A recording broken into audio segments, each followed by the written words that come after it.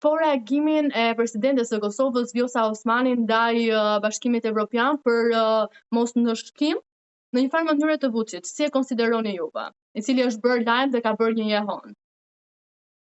Për mos ndëshkim të kujt? Të Vučić, për takimin që ai ka bërë në Moskë me Putinin.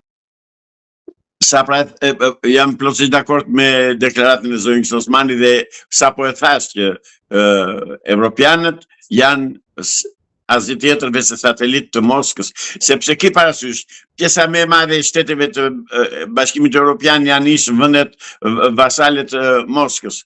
Lituani, Letoni, Estoni, Rumani, Bullgari, Maqedoni, Poloni, Gjermani, gjysmë e Gjermanisë. Pra kuptohet që Moska ka rrënjë të thella në këto vende evropiane. Moska problemin e madh themelor dhe urrejtje më të madhe tani e ka me Shqipërinë, sepse nuk i funksionon më agjentura e saj që ka pasur këtu. Janë zbuluar të tërë agjentë të tyre, janë kapur, janë dënuar, janë burgosur dhe ky është objekti ose si thua shkaku që Moska e mbështet dhe Vučićin dhe Vučićët e tjerë të Evropës. Gjatë samitit, kryeministri Edi Rama ka pasur një takim jo fort normal me Vučićin nga herët e kaluara. Dhe ka qenë po Vučić i cili është larguar më herët dhe nuk ka marrë pjesë në darkën në drekën e organizuar nga kryeministri shqiptar Edi Rama. Si e konsideroni juve këtë largimin e hershëm të Vučić duke mënjanuar disi Ramën ose anashkaluar? Jo, për mua në sipërfaqe e ka anashkaluar, po në rrogos ata bashkëpunojnë në mënyrë perfekte kundër interesave të shqiptarëve. Edi Rama me gjithë Vučićin, domethënë Pol Poti i Tiranës me Vučićin. Sepse unë nuk e quaj më kryeministër të Shqipërisë Edi Ramën, e quaj Pol Potin e Khmerëve të Kuq Kambodžas. Atë po bën. Atë genocid po bën te populli shqiptar dhe te Shqipëria, që u boshatis, ka ngelur Shqipëria kokoshin i thellë. Nga 3.200.000 banorë që ishim në 90-ën, kemi ngelur 900.000, diku pap as 1 milion jo tamam.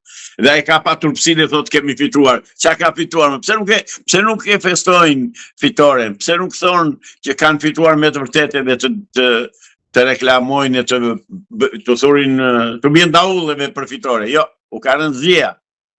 Jo atyre, po edhe këtij tjetrit, miku të ngushtë dhe bashkëpunëtorit të ngushtë Edi Ramës, Sali Berisës, dhe ati po kështu i ka rënë zia. Një video që ka bërë xhiron e rrjetit pas samitit tregonte se presidenti turk Erdogan duke shtrënguar dorën më shumë se ç'duhej me presidentin francez Macronit. Lëvizja është parë si tendencioze dhe lexuesit e shenjave thonë se Erdogani ka dashur të tregojë dominancën e tij kur i ka shtrënguar dorën me forcë Macronit. Çfarë sinjalesh diplomatike mund të përçojë ky veprim që ka bërë presidenti turk? Shiko, duam zohem neve, Turqia është vendi 4 në botë për nga forca ushtarake, fuqia ushtarake.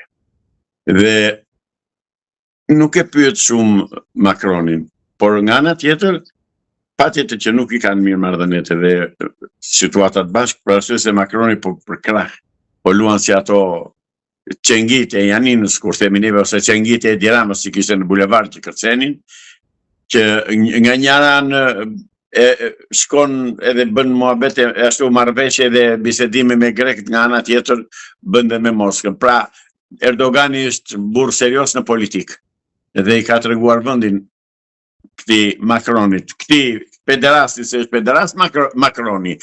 Aq burr është ai burrec, ai kastravec sa që vajti mori gjyshen e tij grua. Paske një urrejtje të jashtëzakonshme ndaj komunitetit tjetër. Dëgjoj, për mua, unë nuk kam çfarë të bëj atyre. Se po të kisha ndorë, ata duhen qëruar në Shqipëria. Tikin të ven atje, të ven në Paris, të ven në Londër, të ven atje ku kanë origjinën. Shqiptari s'ka që ndonjëherë pederast, zonjush. S'ka shumë, po së fundmi janë shfaqur shumë me thënë drejtë. Jo, janë paguar nga Sorosi dhe nga falangat e Sorosi dhe vazhdojnë të paguen po nga ata. Me në krye Edi Ramën. Edi Rama i nxit dhe i organizon dhe i mbështet që të bëjnë dhe marshime, na bëjnë dhe kashillok. Pra, çdo të mësojnë fëmijëve tanë këta palaco, këta fundërina shoqërore njerëzore. Le të rikthehemi sërish te tema. Po ashtu nga Tirana 4 liderat Zelenski, Macron, Starmer dhe Donald Tusk kanë telefonuar presidentin e Shteteve të Bashkuara të Amerikës, Donald Trump, duke i kërkuar që ta ulë Rusinë në tryezën e paqes. Si mendoni se do të ndikojë kjo telefonat në raport me luftën me Ukrainën? Shiko, nuk e ka atë mundësi Zelenski që të detyrojë Shtetet e Bashkuara të Amerikës të ulen në bisedime, tavolinë e bisedimeve me Rusinë. Shtetet e Bashkuara të Amerikës janë serioz dhe janë stacionar, janë fiks në punën e tyre, në politikën e tyre. Janë të qëndrueshëm, nuk lëvizin sa ndej këtej. Unë nuk presnoj një tavolinë të Shtetet e Bashkuara të Amerikës me Rusinë, për arsye sepse Rusia tani praktikisht e ka problemin më të madh me veten në radhë parë dhe me atë luftë të pa precedent, të pa logjikshme që u fut në Ukrainë dhe që nuk po del dot tani dhe Putini do me çdo kusht që të gjejë një mundësi, një rrugdalje që të tërhiqet, si thua, të tërhiqet me faqe të bardhë, por fakti është pleksë shumë keq në Ukrainë. Sa i përket këtyre LGBT-ve, unë e pyes këtë Pol Potin e Tiranës, kush i paguan ata, ku punojnë, si e nxjerrin bukën? Kush ai e fondet që bëjnë dhe parada dhe bëjnë dhe parakalime? Shqiptarët i kanë syt në ball, ata nuk kolisin dot këtu, nuk ngjisin dot te ky popull. Prandaj ata duhet të kthehen ande nga kanë ardhur, nga kanë origjinën. Dhe në këtë pikë kërkoj mbështetjen e gjithë opinionit publik shqiptar që atyre të tregojnë vendin. Po, për sa i përket Shqipërisë dhe rolit të saj si lider në gjeopolitikën, si mendoni se organizimi i samitit flaste pjesa e imazhit të Shqipërisë nga jashtë, domethënë propaganda ose faqosja e samitit në tërësi, si mund të ketë ndikuar kjo parashitjet e ndërkombëtarët? Tek cilët ndërkombëtar? Te LGBT-t e Evropës nuk na intereson fare si të duan dhe ta quajnë. As i llogarisin për të gjallë fare, po ta them unë shikoj opinionin publik dhe qytetarët me të cilët komunikoj për ditë. Nuk i llogarisin fare. Ky samiti që u bë këtu, u bë, thash dhe një tjetër, me që vajta te Manoli, as i fol, as më fol, ne nuk morën vesh gjë, s'morën ndonjë vendim. Kanë ndonjë vendim të na tregojnë çfarë bën, asnjë gjë. Thjesht ndihmojnë, duan që të mbajnë akoma, i vën Paterica e Tiranës që të vazhdojnë të qëndrojnë në pushtet. Por vlerë për popullin shqiptar nuk kanë. Evropianët ne po na bëjnë genocid të pashpallur, por shumë të rënd, shumë të fuqishëm dhe pa zhurmë. Kanë ikur 1 milion shqiptar gjatë qeverisjes e Tiranës në Shqipëri, Pol Potit shqiptar. Prandaj ne nuk duam të dëgjojmë më për Evropën, të paktën ky është mendimi im. Kuptoj. Dua të them po ashtu se gjatë samitit kryeministri Edi Rama gjatë fushatës së tij të 11 majit ka përdorur simbolin e yjeve si premisë për Bashkimin Evropian. Dhe gjatë samitit ai ka përdorur një banderol shumë të madhe ku liderat evropian kanë firmosur atje dhe kanë lënë ndonjë shënim. Si e konsideroni këto, se si e shikoni këtë gjë që kryeministri Edi Rama ka bërë? Në radhë parë duhet të theksojmë që Edi Rama nuk është shqiptar, është hebre. Dhe politika e tij është thellësisht anti-shqiptare. Edi Rama mban marrëdhënie të ngushta me këtë Netanyahu, që po vret fëmijë, po vdesin fëmijë për ditë nga uria, po vrasin fëmijë izraelitët, po bëjnë një genocid të paparë, të pashëmbull, dhe Edi Rama gëzon dhe morret dhe thot kam marrëdhënie me Izraelin. As Izraeli nuk na duhet zonjë, as këta LGBT të Evropës, sepse në një linjë janë të tërë. Këta e shikojnë që po bëhet kërdia, po mbytet populli palestinez në gjak, dhe këta dërgojnë nga një makina, apo 10 makina, apo një vapor me ushqime, thua se e shpëtuan. Në një kohë që t'i bëjnë presion politik Izraelit dhe ta ngushtojnë trak, t'i bëjnë një blokad, të mos lejojnë asnjë tregti të Izraelit në përbot, t'i bëjnë blokade ekonomike dhe t'i vendosin aksione me qëllim që të tërhiqet dhe të pushoj luftën. S'flet njeri se kam dëgjuar këtë Pol Potin ton të flas për krimet e Izraelit në rrypin e Gazës, në Gazë në palestinezë, më them.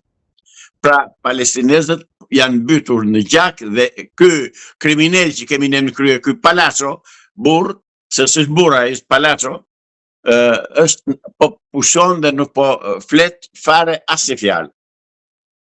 Unë vetë e dënoj krimin izraelit në Gaza, e dënoj me gjithë forcën që ka një qytetar dhe shpresoj që me ndihmën e Zotit ata të dalin mban.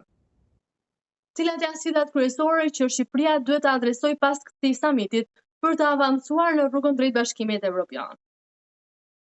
Nuk do vemi në Bashkimin Evropian, zonjë, po të them unë dhe mbaj shënime dhe ruaje videon, dhe vetë Bashkimi Evropian do shpërbëhet dhe ne nuk kemi punë me Bashkimin Evropian, ne marrëdhëniet dhe lidhjet i kemi me Shtetet e Bashkuara të Amerikës. Pik, nuk na intereson Bashkimi Evropian dhe të bëjnë çfarë të duan, dhe të thonë çfarë të duan. Hiç fare, ne në Evropë jemi, ku do na çojnë ata? Me këtë tallen ata. Kanë 32 vjet që na gënjejnë, do vemi në Evropë, do vemi në Evropë, do vemi, e ku po pse s'po vemi në Evropë? Që ka penguar Evropën, mos ishin më të mirë shtetet të tjera nga neve për të vajtur, për të pranuar antar Bashkimit Evropian? Jo. Bile për kundërzi, ne zonjë edhe një ta fiksoni mirë ju edhe dëgjuesit shikuesit tuaj. Ne jemi ajka e Evropës.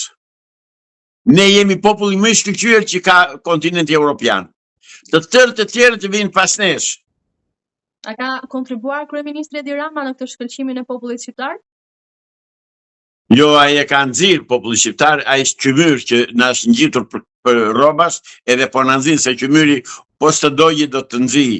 Ai është një qymyr i zi, një sterr e zezë, një njollë e madhe në historinë e kombit shqiptar, një njeri që do mbetet në histori si figura më e urryer, si figura më degeneruar e këtij kombi.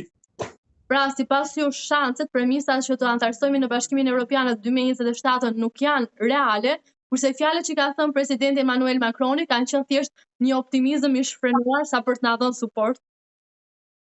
Jo, suporti ka dhënë Edi Rama, se Shqipërisë nuk i ka dhënë suport. Përkundërzi, Shqipërisë i ka vënë pengesat jashtëzakonshme.